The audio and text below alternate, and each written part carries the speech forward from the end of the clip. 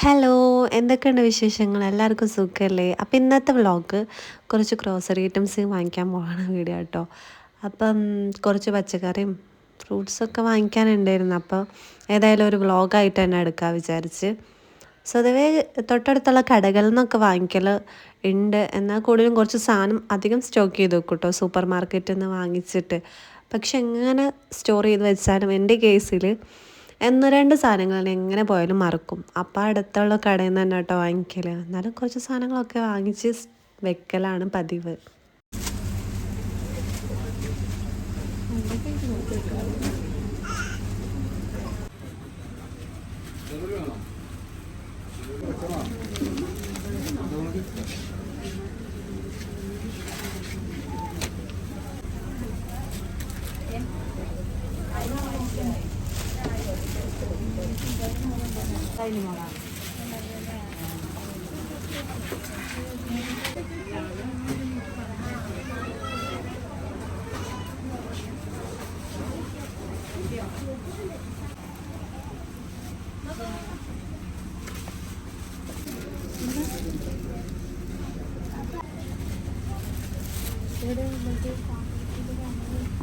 കുറച്ച് കുറേ വേണ്ട, പഴുത്ത് കഴിക്കും.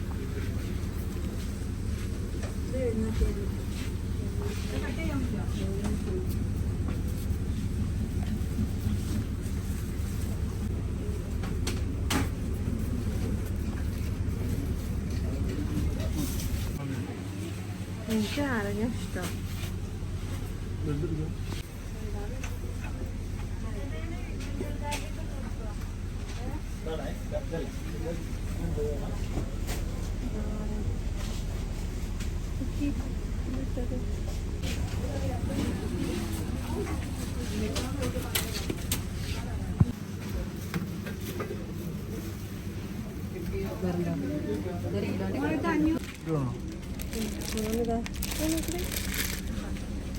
ഇതിന് ഓയിലൊക്കെ ഉണ്ട്. എനിക്ക് ഓയിൽ മനസ്സിലാവും.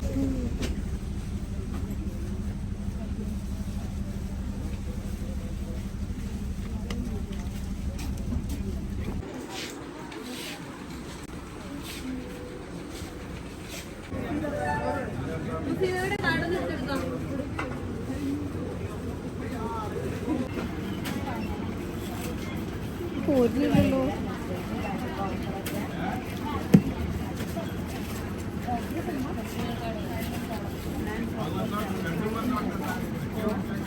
പറ്റിച്ചേ പറ്റിച്ചേ.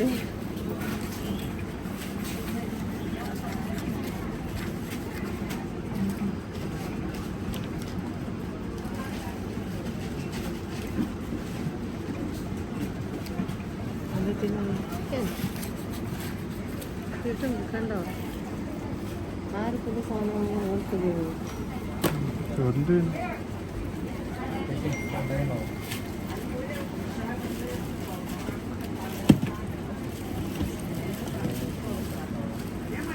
അതന്നെ രണ്ടൊന്നല്ല.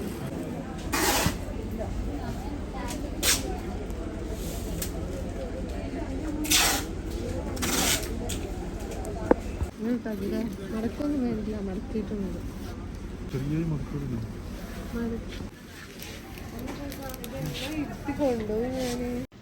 ഇത്രയും സാധനങ്ങൾ വാങ്ങി ക്ഷീണിച്ചതിൻ്റെ ക്ഷീണം മാറ്റാൻ വേണ്ടി ഒരു ലൈമും പപ്സും കഴിച്ചു കേട്ടോ. പിന്നെ 3:30 ഫാദിനെ കൂട്ടേണ്ടി വരും അങ്കലവാടിക്ക്. അപ്പോൾ ആ ഒരു ടൈം ആകുമ്പോഴത്തേക്ക് ഞങ്ങൾക്ക് അവിടെ എത്തും വേണം. അപ്പം വേഗത്തിൽ പോകാൻ വിചാരിച്ചിട്ടോ. പക്ഷെ ഞങ്ങൾ ഇറങ്ങണ സമയത്ത് ഭയങ്കര മഴക്കാറായിരുന്നു കേട്ടോ. ഞാൻ വിചാരിച്ച് ഞങ്ങൾ പോണ സമയത്ത് നമ്മൾ മൊത്തത്തിൽ നനയുന്ന കേട്ടോ. പക്ഷെ നനഞ്ഞിട്ടൊന്നുമില്ല കേട്ടോ.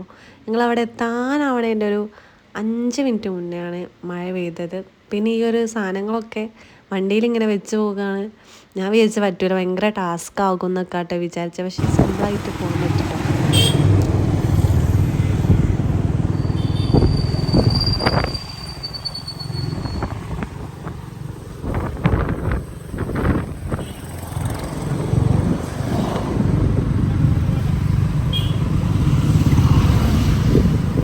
ഇനിയിപ്പോൾ ഈ വാങ്ങിയ സാധനങ്ങളൊക്കെ ഒന്ന് സെറ്റ് ചെയ്ത് വെക്കണം. അത് കഴിഞ്ഞാൽ കഴിഞ്ഞിട്ടോ. അപ്പോൾ ഫ്രിഡ്ജ് വല്ലാതെ വൃത്തികേടൊന്നും ആവാത്തതുകൊണ്ട് തന്നെ വലിയ സുഖമായിട്ട് പരിപാടി കഴിഞ്ഞിട്ടോ. അതിൻ്റെ ഇടയിൽ വാതി വന്നു കഴിഞ്ഞാൽ ഓനൊന്ന് മേലെ വയ്ക്കണം, പിന്നെ എന്താ പറയുക ഓനക്ക് ഫുഡ് കൊടുക്കണം. അപ്പം ഇതൊക്കെ ഒന്ന് പെട്ടെന്ന് വേഗം എടുത്തേക്കണം.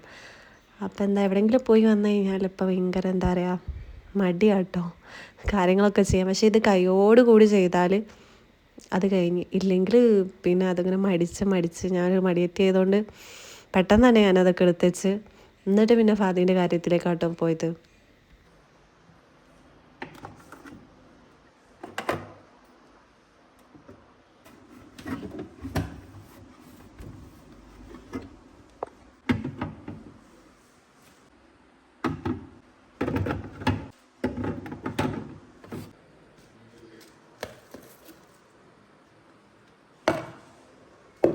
എപ്പോഴും കറിവേപ്പിൻ്റെ ഇല ഇടുന്ന സമയത്ത് ഞാൻ പഴയതിനെ തട്ടിയിട്ട് ആദ്യം പുതിയതിടും, എന്നിട്ട് അതിൻ്റെ മേലെ പഴയതിടും. അതാകുമ്പോൾ പിന്നെ മറ്റേത് താഴെ പോകുമ്പോൾ പഴയത് താഴെ പോകുമ്പോൾ പെട്ടെന്ന് കേടൊന്ന് നോക്കും. താഴത്തെ കറിവേപ്പില നമ്മൾ മേലത്തെ പുതിയത് യൂസ് ചെയ്ത് കഴിഞ്ഞിട്ടാണല്ലോ താഴേക്ക് എത്തുക.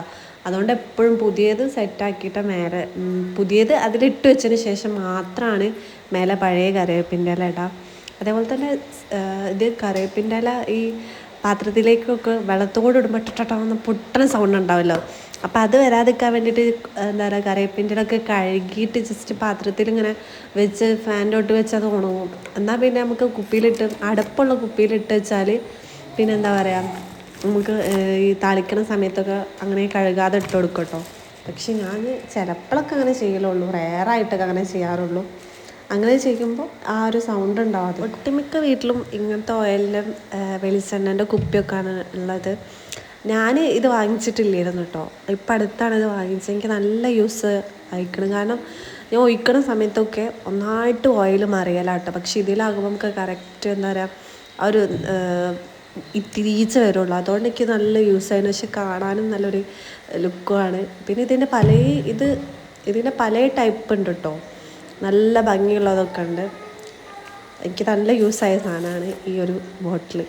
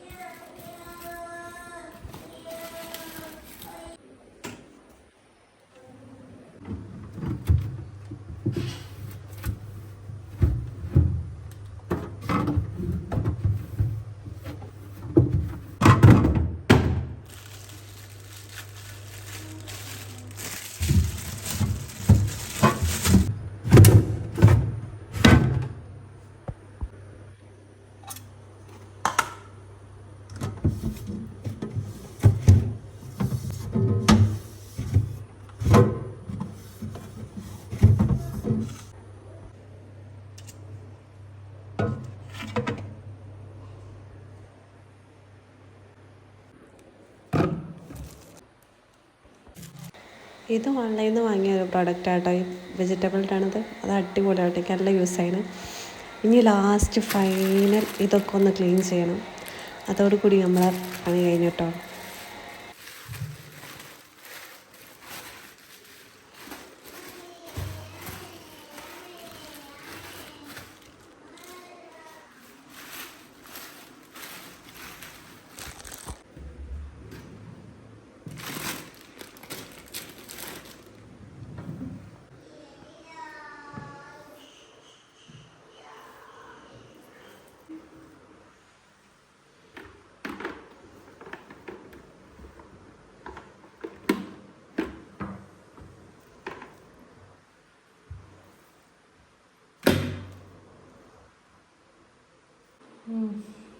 അപ്പോൾ ക്ലീനിങ് ഏകദേശം കഴിഞ്ഞ് കഴിഞ്ഞപ്പോൾ താഴെയും കൂടി ക്ലീൻ ചെയ്താൽ കഴിഞ്ഞ്. അപ്പോൾ വീഡിയോ ഇഷ്ടമായ ലൈക്ക് ചെയ്യുക, സബ്സ്ക്രൈബ് ചെയ്യുക. അപ്പോൾ അടുത്ത വീഡിയോ ആയിട്ട് കാണാം. ബായ്.